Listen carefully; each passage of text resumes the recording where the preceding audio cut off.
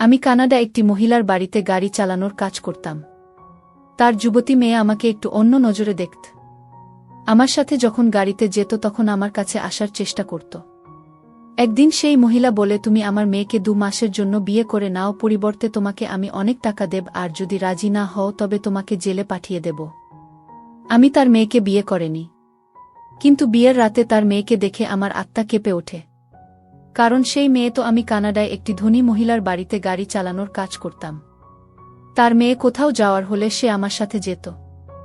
আমি আজ পর্যন্ত কখনো সেই মেয়েটার মুখ দেখিনি, কারণ সে সব সময় তার মুখ একটা রুমাল দিয়ে ঢেকে রাখত, আর চোখে কালো চশমা পরে থাকত। একদিন আমি সেই মহিলার মেয়েকে বাজারে নিয়ে গিয়েছিলাম এবং সেখান থেকে ফিরছিলাম। সে আমার সাথে সামনের সিটে বসে গেল। সেটা দেখে আমি একটু অবাক হয়ে যাই, কারণ এমনটা আজ প্রথমবার হয়েছিল।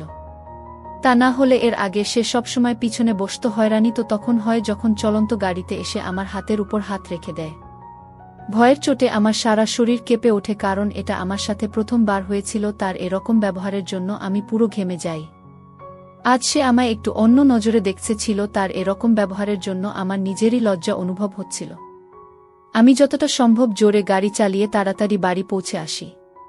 আমি নিজের ঘরে বসে আমার সাথে ঘটে যাওয়া ঘটনার কথা ভাবছিলাম। ঠিক তখনই সেই মহিলা আমাকে নিজের ঘরে ডেকে পাঠায়। আর যে সমস্ত কথা আমাকে বলে, সেই কথা শুনে আমার তো হয়ে যায়। সে আমাকে বলে যে তুমি আমার মেয়েকে বিয়ে করে নাও, পরিবর্তে আমি তোমাকে অনেক টাকা দেব, আর যদি তুমি আমার কথা না মানো তবে তোমাকে মিথ্যে অপবাদে জেলে পাঠিয়ে দেব। আমি সেই মেয়েটাকে বিয়ে করতে চাইতাম না, কারণ আমি হিন্দুস্থানে অন্য একটা মেয়েকে ভালোবাসতাম, কিন্তু নিজের দারিদ্রতা আর মহিলার ধমকে ভয় পেয়ে আমি তার মেয়েকে বিয়ে করার জন্য রাজি হয়ে যাই। সে মহিলা আরও বলে, তুমি যদি চাও 2 মাস পর আমার মেয়েকে ডিভোর্সও দিতে পারো। এই কথা শুনে আমি বিয়ে করিনি, কিন্তু বিয়ের রাতে সেই মেয়েটা তো আমার অবস্থা খারাপ করে দেয়। আমার তো আত্মা কেঁপে ওঠে যখন সেই মেয়েটা। আমার কানাডা আসার 1 মাস হতে যাচ্ছিল, কিন্তু এখনো পর্যন্ত আমি কোনো ভালো কাজ খুঁজে পাচ্ছিলাম না। আমার এখানে আসার ঘটনা একটু অদ্ভুত ছিল, যাকে আমি সেই ঘটনা বলতাম। সে আমার কথায় বিশ্বাস করত না। আমি তো কখনো স্বপ্নেও ভাবিনি যে এখানে আমি আসতে পারব। আমি আমার বাড়ি দারিদ্রতার জন্য অনেক বেশি চিন্তিত ছিলাম, কারণ আমার বাড়িতে একটি যুবতী বোন ছিল যার তখনও বিয়ে হচ্ছিল না, আর তার বিয়ের বয়স পার হয়ে যাচ্ছিল। তার দিয়েই কারণে হচ্ছিল না, কারণ আমার কাছে তার বিয়ে দেওয়ার জন্য পর্যাপ্ত পরিমাণে টাকা নেই। একদিন আমি রাস্তায় চিন্তায় বসেছিলাম। তখনই একটা লোক বড় গাড়ি করে এসে আমার পাশে বসে আর বলে, তোমাকে দেখে চিন্তিত বলে মনে হচ্ছে, যদি তুমি চাও তবে আমি তোমাকে সাহায্য করতে পারি। আমি বললাম, তুমি যাও এখান থেকে, আমি অনেক বেশি চিন্তিত, এই সময় আমার মাথা খারাপ করো না। তখন সে বলে, আমি তোমাকে কাজ দিতে এসেছিলাম। যদি তুমি আমার কথা শুনতে না চাও তো ঠিক আছে, তোমার ব্যাপার, আমি এখান থেকে চলে যাচ্ছি। আমি কিছু একটা ভেবে তাকে বলি, আচ্ছা ঠিক আছে, দাঁড়াও, আমাকে পুরো কথা বলো। কিন্তু আমি মনে মনে ভয় পেয়েছিলাম, না জানিয়েই লোকটা ফ্রড কিনা। লোকটি বলে, চিন্তা করো না, তুমি যদি সত্যিই তোমার এই রকম অবস্থার পরিবর্তন করতে চাও তবে চলো আমার সাথে, আমি তোমাকে বিদেশে পাঠাবো। তুমি পরিশ্রম করে নিজের ভাগ্য বদলাতে পারো। আমি বিদেশ যাওয়ার কথা শুনে চমকে দাঁড়িয়ে যাই। আমি ভাবি যে লোকটার পুরো কথা আমার শোনা উচিত কি জানি না, হয়তো ভগবান তাকে আমার কাছে পাঠিয়েছে আমাকে সাহায্য করার জন্য। সেই লোকটা আমাকে সাহায্য করতে চাইছিল, তাই আমি তাকে জিজ্ঞাসা করি, না আমি তোমায় চিনি আর না তুমি আমাকে জানো, তাহলে তুমি কেন আমাকে সাহায্য করতে চাইছ? তখন সে বলে, আমি রোজ কোনো না কোনো গরিবের সাহায্য করি। ভগবান আমাকে অনেক কিছু দিয়েছে, কিন্তু আমার সেই লোকটার কথা ঠিক বিশ্বাস হয় না। তার উপর আমার সন্দেহ হয়, কিন্তু আমার কাছে অন্য কোনো রাস্তাও তো ছিল না। কিছুদিন আগে নিজের ভুলের জন্যই আমি একটা কাজ হাতছাড়া করেছিলাম। আমি ভগবানের নাম নিয়ে সেই লোকটার সাথে চলে যাই। সেই লোকটা আমাকে নিয়ে একটা বড় বাংলোতে আসে, আমাকে একটা বড় ঘরে বসে চলে যায়। কিছুক্ষণ পরে সে ফিরে আসে আর তার হাতে কিছু টাকা ছিল। সেই টাকা সে আমাকে দিয়ে বলে যে এই টাকা দিয়ে পাসপোর্ট বানিয়ে নাও, কিছুদিন পর তুমি তোমার টিকিট পেয়ে যাবে। আমি তো বিশ্বাসই করতে পারছিলাম না যে ভাগ্য এভাবে আমাকে সহায় করবে। আমি তৎক্ষণাৎ টাকাটা নিয়ে সেখান থেকে চলে আসি এবং অল্প কিছু দিনের মধ্যে পাসপোর্ট বানিয়ে নিন। তারপর সেই লোকটার বাড়িতে যাই। সেই লোকটা আমার হাতে টিকিট ধরিয়ে দেয় আর বলে, কাল তোমার ফ্লাইট, সেখানে গিয়েই নম্বরে যোগাযোগ করে নিও, তুমি চাকরি পেয়ে যাবে। আমি নিজের বাড়ির লোকদের বলে কানাডা চলে আসি। কিন্তু এরপর থেকে বেরোনোর পর যখন আমি নিজের পকেটে সেই নম্বর খুঁজি তখন আমি খুঁজে পাইনি। আমার মনে হয় যে হয়তো সেই নাম্বারটা হারিয়ে ফেলেছি। আমার তো পায়ের তলা থেকে মাটি সরে যায়। এখন আমি কি করব? আমি তো এখানে কাউকেই চিনি না, জানিও না। না জানি সেই লোকটাকে ছিল যে আমাকে এত সাহায্য করে আমাকে এখানে পাঠিয়েছিল। আমার কাছে সেই লোকটার কোনো যোগাযোগ নম্বর ছিল না। কিন্তু আমি যখন সেখানে গিয়ে ফেঁসে যাই তখন আমার ভীষণ চিন্তা শুরু হয়। প্রথমে তো আমি এখানে এসে অনেক কষ্ট করে মজুরের কাজ করতে শুরু করে দিই যাতে নিজের পেটের খিদে নিবারণ করতে পারি। আমার এখানে আসার ৩ মাস হতে যায় কিন্তু এখনো অবধি আমি বাড়িতে একটা টাকাও পাঠাতে পারিনি। এখানে নিজের পেট চালানোর আমার জন্য কষ্টকর হয়ে দাঁড়ায়। কোনো রকমভাবে আমি নিজের জন্য দুমুঠো দুবেলা খাবার জোগাড় করতাম। হয়তো ভগবানেরও আমার উপর দয়া হয়। আর একজন ধনী লোক তার বাড়িতে নিয়ে গিয়ে মালির কাজ দেয়। সেখান থেকে আমি ভালো মাইনে পেতাম। সেখানে মালিকের এক মহিলা আত্মীয় প্রায় মালিকের বাড়িতে আসত। সে যখনই আসত আমাকে গভীরভাবে দেখত। আমি তার এইভাবে তাকানো খুব ভালো করে লক্ষ্য করতাম।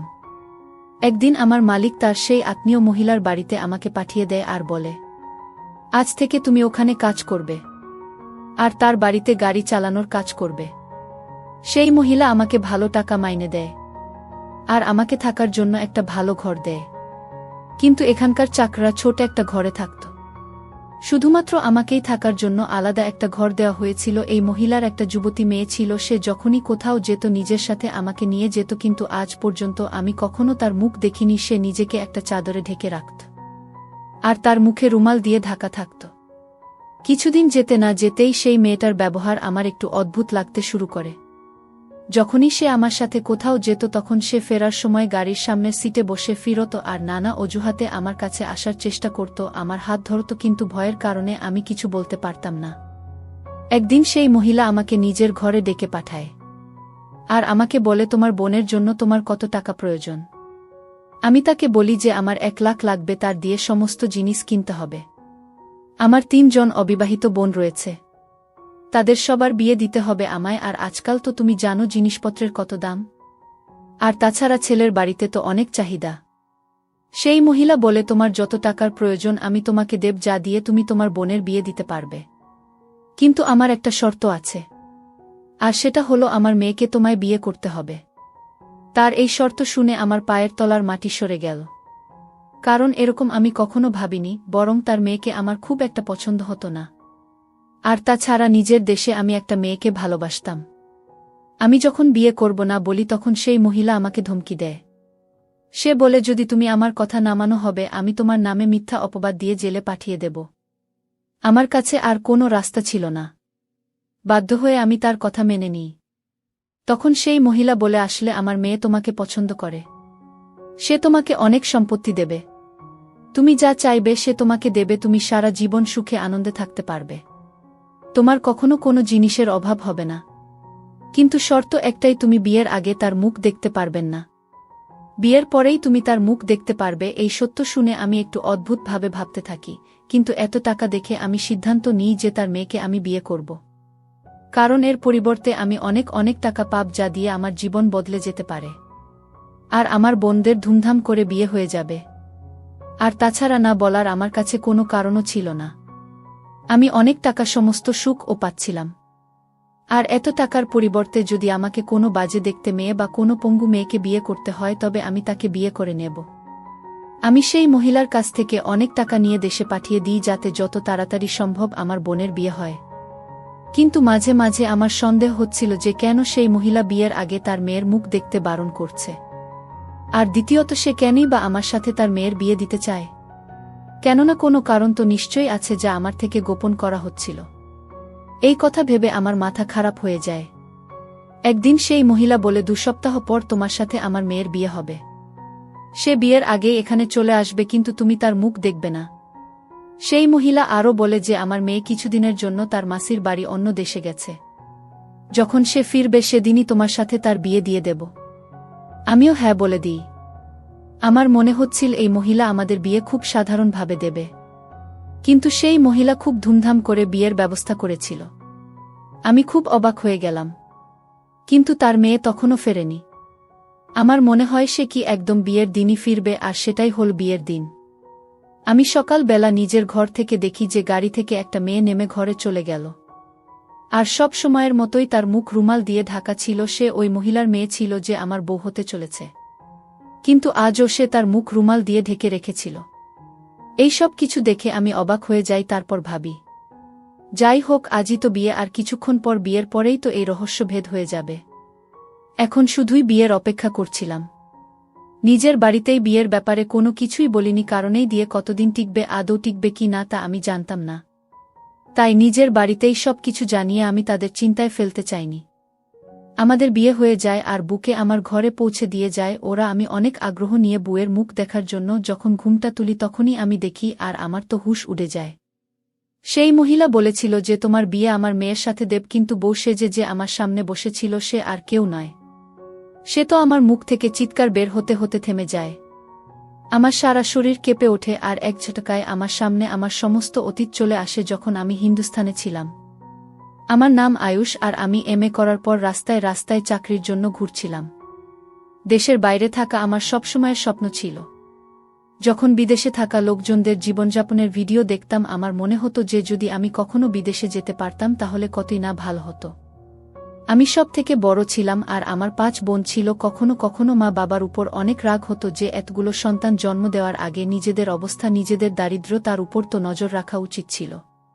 কি হতো যদি সে কম সন্তানের জন্ম দিত, বরং তাতে হয়তো আমাদের জীবন ধারণ অনেকটা সহজ হতো। বাড়ির বড় ছেলে হওয়ার কারণে নিজের কাঁধে অনেক বোঝা এসে পড়ে। আমি এমএ করতে করতে কাজ করা শুরু করি। সকালে কলেজ যেতাম আর সন্ধেবেলা কাজ করতে যেতাম। এইভাবে আমি নিজের পড়াশোনা শেষ করি আর ভালো চাকরির সন্ধান করতে থাকি। কিন্তু আজকের সমাজে চাকরি পাওয়া তো সহজ কাজ ছিল না। অনেক কষ্ট করে, অনেক পরিশ্রম করে একজনের গাড়ি চালানোর কাজ পেলাম। মাইনেও ভালোই দিত, সেজন্য চুপ করে আমি সেই কাজ করতে থাকি। সকাল 7টায় আমি আমার কাজে চলে যেতাম আর দুপুরে সাহেবের মেয়েকে দপ্তরে ছাড়তে যেতাম। কখনো 2টা বাজলে, আবার কখনো 5টা বাজলে ম্যাডামকে অফিস থেকে নিয়ে আসতে যেতাম। এটা ছাড়া আমার আর কোনো কাজই ছিল না। বাকি সময় আমি ফাঁকাই থাকতাম, কারণ আমার কাজ শুধু সাহেবের মেয়েকে অফিসে নিয়ে যাওয়া ও আসা থাকত। সাহেবের মেয়ে সব সময় নিজেদের মুখ ঢেকে রাখত। আমি কখনো তার মুখ দেখিনি, আর না কখনো তার মুখ দেখার আমার কখনো ইচ্ছা হচ্ছিল, কারণ সেখানে আমি শুধু নিজের কাজ করতে যেতাম। আমি কখনো চাইতাম না আমার কোনো ভুলের জন্য আমার কাজটা হাতছাড়া হয়ে যাক, কারণ আমার ঘরের পরিস্থিতি খুব একটা ভালো ছিল না। আমার বন্ধু বলতো সাহেবের মেয়েকে নিজের প্রেমের জালে ফাঁসিয়ে নয়, কারণ সে একজন কোটিপতি লোকের মেয়ে ছিল, আর তোকেও দেখতে কম স্মার্ট তো নয়। যদি সে তোকে একবার পছন্দ করতে শুরু করে তবে সারা জীবন তুমি আনন্দে কাটাতে পারবে। আমি সেই বন্ধুর কথা ভাবলে মাঝে মধ্যে মনে হতো আমি এমনটাই করব, কারণ বড়লোক হওয়ার এটা খুব সহজ মাধ্যম, আর এটা খুব সহজ একটা উপায়। কিন্তু ভয়ের কারণে আমি কখনো সাহেবের মেয়ের দিকে চোখ তুলে তাকাতে পর্যন্ত পারতাম না। আমি কখনো তার সাথে কথা বলার চেষ্টাও করিনি। আমার মনে হতো সে হয়তো বোবা, কথা বলতে পারে না, কারণ 1 মাসের মধ্যে আমি কখনো তাকে কথা বলতে শুনিনি। আমার বন্ধু আমাকে বলতো তুমি নিজে থেকেই কথা বলার চেষ্টা করবে, হতেও তো পারে সে হয়তো তোমার কথার জবাব দিতে পারে।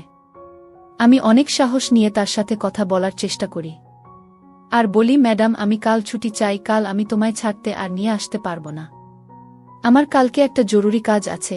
আমি ভাবলাম সে আমাকে হয়তো কিছু একটা উত্তর দেবে বা জিজ্ঞাসা করবে যে ছুটি কেন নেবে, তোমার কি কাজ আছে, কিন্তু সে তো আমার সাথে একটা কথাও বলল না, আর শুধু মাথা নাড়িয়ে দিল। আমার নিজের উপর খুব রাগ হলো। আমার মনে হলো এই পাথর মেয়েটার সাথে ফালতু আমি কথা বলার চেষ্টা করছি। আমার মনে হয় না কোনোভাবে সে আবার ফাঁদে পা দিই। পরের দিন আমি ইচ্ছা করে ছুটি নিই, কারণ আমি ম্যাডামের থেকে ছুটি পেয়েছিলাম। ছুটি নেওয়া ছাড়া আমার আর কোনো উপায়ও তো ছিল না। আমার মনে হল ছুটির পরের দিন গেলে সে নিশ্চয়ই আমাকে জিজ্ঞেস করবে যে আগের দিন কি কাজ ছিল, কিন্তু সে জিজ্ঞাসা করার আগে তার বাবাই আমাকে জিজ্ঞাসা করল, কাল তুমি এলে না কেন? আমি তখন বলি, সাহেব কালকে তো তুমি বাড়িতে ছিলে না।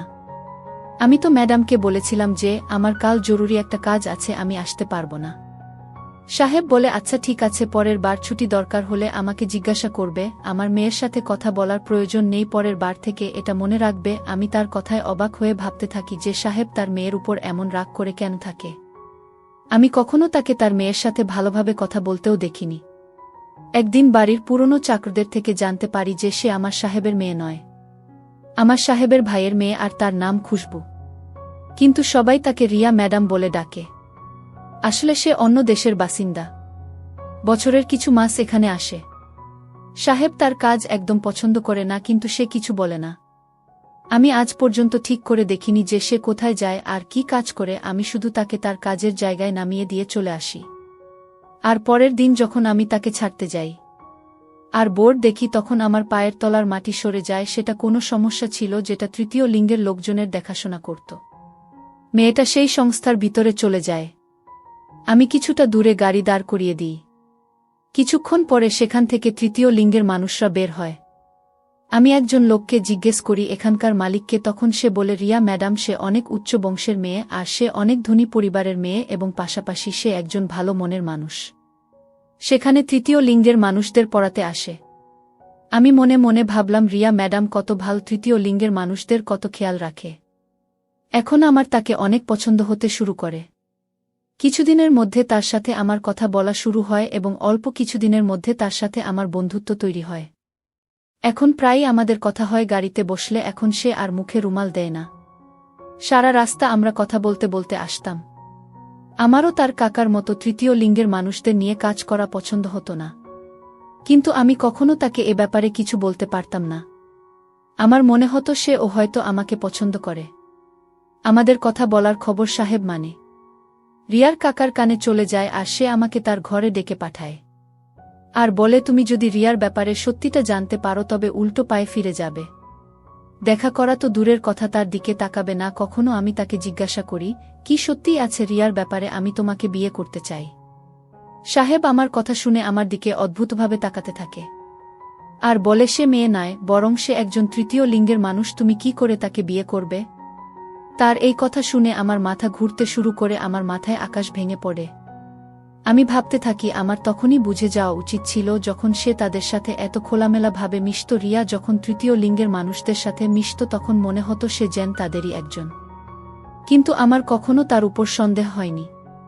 সাহেব আমাকে ঠিক কি বলেছিল রিয়ার ব্যাপারে সব সত্যি জানলে তুমি তো উল্টো পায়ে ফিরে আসবে। এই কথা শোনার পর আমি দিয়ার সাথে সমস্ত সম্পর্ক শেষ করে দিই। এমনকি তার সাথে কোনো যোগাযোগ রাখেননি, কারণ সে আমার সাথে বিশ্বাসঘাতকতা করেছিল। তার ব্যাপারে সত্যি জানার পর আমার আর তার মুখ দেখার ইচ্ছে কখনো হয়নি। আমি চাকরি ছেড়ে দেই। নানা জায়গায় ধাক্কা খেয়ে আমি কাজ খুঁজতে থাকি। অনেক পরিশ্রমের পর ভগবানের হয়তো আমার ভাগ্যের উপর দয়া হয় আর আমি কানাডায় চলে আসি। কিন্তু আমি জানতাম না কানাডায় আসার পর আমার কপালে ঠিক কি আছে। নিজের বিয়েতে রাজি হওয়ার সময় আমার একবারও রিয়ার কথা মনে আসেনি, কিন্তু এখন যে আমার সামনে আমার বুসে যে বসে আছে সে আর কেউ নয়, বরং রিয়া। যতটা অবাক আমি তাকে দেখে হয়েছিলাম ততটাই সে আমাকে দেখে হয়েছিল। আমি হাত দিয়ে মাথা ধরে বসে পড়লাম। আমি তো এটা ভেবেই পাগল হয়ে যাচ্ছিলাম যে আমি একজন তৃতীয় লিঙ্গের মানুষকে বিয়ে করে নিলাম। আমার তো মাথা ঘুরতে শুরু করে, কিন্তু আমার কাছে তো আর কোনো রাস্তা ছিল না। আমি তার মায়ের কাছ থেকে টাকা আগেই নিয়ে নিয়েছিলাম, যেটা আমি নিজের বাড়িতে পাঠিয়ে দিয়েছিলাম। সেই টাকায় নিজের বোনের বিয়ের প্রস্তুতি চলছিল। যদি আমি টাকা না নিতাম তবে সেই মুহূর্তেই আমি সেখান থেকে পালিয়ে যেতাম। কিন্তু আমার লোভ আজকে আমাকে এই জায়গায় নিয়ে এসেছে। আমি একজন তৃতীয় লিঙ্গের মানুষকে বিয়ে করে ফেলেছিলাম, আর একজন তৃতীয় লিঙ্গের মানুষ আমার সামনে আমার বুসে যে বসেছিল। আমি রেগে গিয়ে ঘর থেকে বেরিয়ে যাই। সে কিছুই বলে না। সে দাঁড়িয়ে উঠে নিজের মায়ের কাছে চলে যায়। যখন সে নিজের মায়ের কাছে যায় আমি তখনই ঘরের দরজা বন্ধ করে দিই। আমি তাকে নিজের ঘরে এক মুহূর্তের জন্য সহ্য করতে পারবো না। সারা রাত আমি জেগে কাটাই। যখনই সকাল হয় আমার শাশুড়ি মা আমার কাছে আসে আর ধমকি দিয়ে বলে, চুপচাপ আমার মেয়েকে মেনে নাও আর অনুষ্ঠানের জন্য তৈরি হও, না হলে তো তুমি জানো তোমার সাথে কি হতে পারে। আমি তোমাকে জেলে পাঠিয়ে দেব, বাকি জীবন তোমাকে সেখানেই কাটাতে হবে। তাহলে তোমার পরিবারের কি হবে? আমি বাধ্য হয়ে নিজের পরিবারের জন্য রাজি হয়ে যাই এবং অনুষ্ঠানের জন্য তৈরি হই, কারণ আমি জানতাম এই মহিলার অনেক দূর পর্যন্ত চেনা পরিচিতি আছে। সে আমার সাথে যা কিছুই করতে পারে, আর আমি এখানে কাউকেই জানতাম না। যখন আমি বাইরে গিয়ে রিয়াকে দেখি তখন তাকে কোনো দিক থেকেই তৃতীয় লিঙ্গের মানুষ বলে মনে হচ্ছিল না। তাকে দেখে কেউ বিশ্বাসই করবে না যে সে মেয়ে নয়, বরং তৃতীয় লিঙ্গের একজন মানুষ। অনুষ্ঠান শেষ হওয়ার পর আমি ঘর থেকে বেরিয়ে বারান্দায় আসি। তখন আমার শাশুড়ি আমার কাছে আসে এবং খুব ভালোভাবে আমাকে বলে, তুমি এখানে একা কি করছো? আমি তাকে অনেক রেগে বলি, তুমি আমার সাথে বিশ্বাসঘাতকতা করেছ। আমাকে বলেছিলে আমার বিয়ে তোমার মেয়ের সাথে হবে, কিন্তু তুমি তোমাকে ধোঁকা দিয়ে আমার বিয়ে একজন তৃতীয় লিঙ্গের মানুষের সাথে দিয়ে দিলে। তুমি আমার বাধ্যতার সুযোগ নিয়েছে। তখন সে বলে, তোমাকে কেউ ভুল খবর দিয়েছে, আমার মেয়ে তৃতীয় লিঙ্গের নয়, বরং সত্যটা অন্য কিছু। তুমি হয়তো জানো না। আমি রেগে গিয়ে বলি, আমি কোনো সত্যি শুনতে চাই না, তুমি আমাকে রেহাই দাও। শাশুড়ি কিছু বলার আগে রিয়া ঘর থেকে বেরিয়ে বলে, ঠিক আছে, 2 মাস পরে তুমি আমাকে ডিভোর্স দিয়ে দিও, আর হিন্দুস্তান চলে যেও। আমার মা তোমাকে যত পয়সা দিয়েছে তারা 1 টাকাও তোমাকে ফেরত দিতে হবে না, কিন্তু আমার একটা শর্ত আছে। রিয়ার কথা শুনে আমি খুশি হই। ঠিক আছে, 2 মাস পরে সত্যি সত্যি আমি মুক্তি পেয়ে যাব। তার শর্ত এটাই ছিল যে 2 মাসের জন্য সবার সামনে আমার সাথে একজন ভালো বলের মতো ব্যবহার করতে হবে, কারণ সবেমাত্র আমাদের বিয়ে হয়েছে আর আমাদের নিমন্ত্রণ বাড়িতে যেতে হচ্ছিল। আমি অনেক অবাক হয়ে ভাবতে থাকি যে এখানে কানাডায় কেন কেউই আর আসল ব্যাপার জানে না যে সে আসলে কে। আমি 2 মাস তার দিকে পুরো নজর রাখি, কিন্তু আমি কিছুই জানতে পারি না।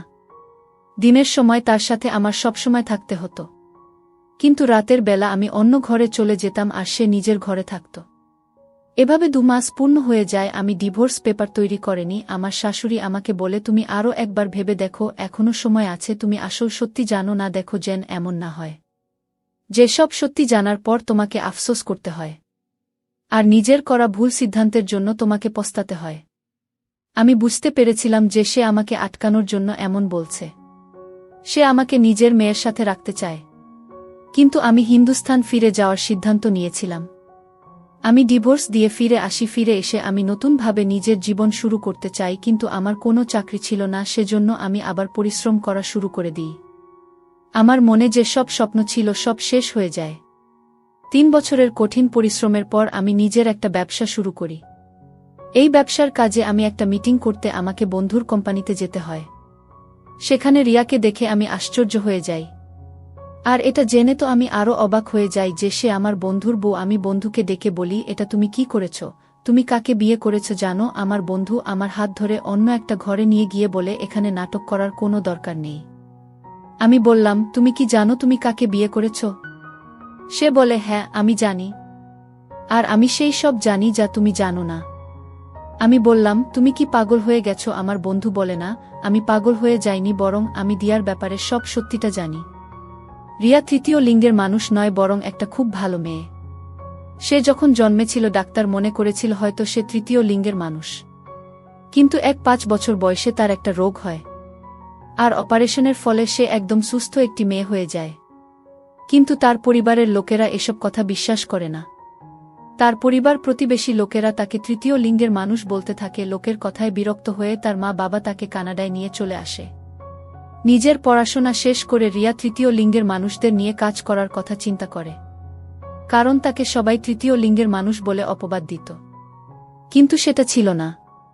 তারপরেও পরিবারের লোক প্রতিবেশীরা তার জীবনটাকে নরক বানিয়ে দিয়েছিল। প্রিয়া ভাবে যারা সত্যি তৃতীয় লিঙ্গের মানুষ হয় তারা না জানি কত কঠিন পরিস্থিতির মুখোমুখি হয়। সেজন্য সে বছরের কিছু মাস হিন্দুস্তান যায় এবং সেখানে গিয়ে একটা সংস্থা খুলে। তার এই কাজের জন্য তার আত্মীয়দের সন্দেহ আরও মজবুত হয় যে সে মেয়ে নয়, বরং একটা তৃতীয় লিঙ্গের মানুষ। এর মধ্যে তোমার সাথে তার দেখা হয়, সে তোমাকে পছন্দ করতে শুরু করে, কিন্তু তুমিও বাকি সবার মতোই ছিলে। আর তার কাকার কথায় সে তাকে ছেড়ে চলে গেলে। তোমার চলে যাওয়ার পর সে অনেক অসুস্থ হয়ে পড়ে। যখন তার মা তোমার কথা জানতে পারে তখন তোমাকে কানাডায় নিয়ে আসে।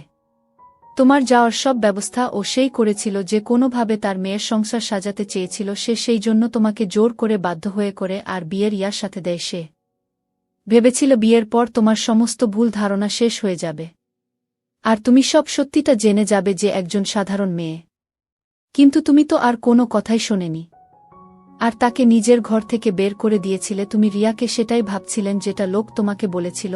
যদি তুমি একবার তার কথা শুনতে তবে তুমি সব সত্যি জানতেই পারতে, কিন্তু তুমি তো তাকে ডিভোর্স দিয়ে ফিরে চলে এলে। তোমার ফিরে আসার পর সে আবার ভেঙে পড়ে। সেই সময় আমি তাকে সাহস যোগাই। তার সব সত্যি জানার পর আমি তাকে বিয়ে করার প্রস্তাব দিই, আর আমরা সারা জীবনের জন্য হিন্দুস্তান চলে আসি। এই সব কথা রিয়া নিজে আমাকে বলেছে, যাতে ভবিষ্যতে তোমার মতো আমিও যাতে তাকে না ছেড়ে চলে যাই। এই সব কথা শুনে আমার মনে হচ্ছিল যেন আমার শরীর থেকে প্রাণ বেরিয়ে যাচ্ছে। এটা আমি কি করেছিলাম? আমি নিজেই নিজের পায়ে কুডুল মেরেছিলাম। আমার বন্ধু 6 বছর ধরে বিদেশে ধাক্কা খাচ্ছিল, সে কোনো ভালো চাকরি পাচ্ছিল না। রিয়াকে বিয়ে করার পর আজ সে এত বড় কোম্পানির মালিক। আমার বন্ধু আমাকে বলল, অনেক বড় সৌভাগ্য তোমার জীবনে এসেছিল, কিন্তু তুমি লোকের কথা শুনে নিজের ভাগ্য নিজেই নষ্ট করেছ। তোমার দুর্ভাগ্য যে রিয়ার মতো মেয়েকে তুমি ছেড়ে দিয়েছ। সব কথা শোনার পর অনেক দুঃখ নিয়ে আমি সেই অফিস থেকে চলে আসি। এই সব কিছুর জন্য দায়ী আমি নিজেই। এই সব কিছুর জন্য দোষ আমারই ছিল। যদি সে সময়ের সব কথা শুনতাম তাহলে আজ রিয়া আমার বউ হতো। আমি তার সাথে অনেক ভুল করেছি, এই জন্যই ভগবান আমার কাছ থেকে ওকে সরিয়ে একটা নতুন জীবন দিয়েছে তাকে। আমার আফসোস করা ছাড়া আর কোনো রাস্তা ছিল না। এই ভুলের বোঝা সারা জীবন আমাকে বয়ে নিয়ে বেড়াতে হবে, কারণ আমার ভুলের সাজা আমাকে ভোগ করতে হবে, আর এইভাবেই আমাকে জীবন কাটাতে হবে।